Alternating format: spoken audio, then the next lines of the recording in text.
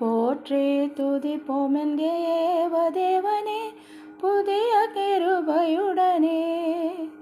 நேற்றும் இன்றும் என்றும் மாறா இயேசுவே நாம் என்றும் பாடி துதிப்போம்.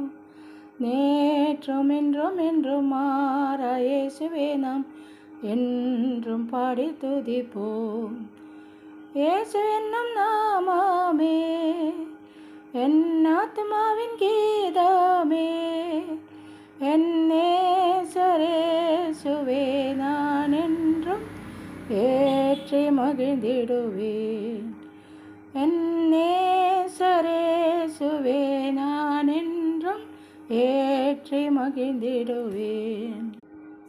கோர பயங்கரமான புயலில் கொடிய அலையின் மத்தியில் காக்கும்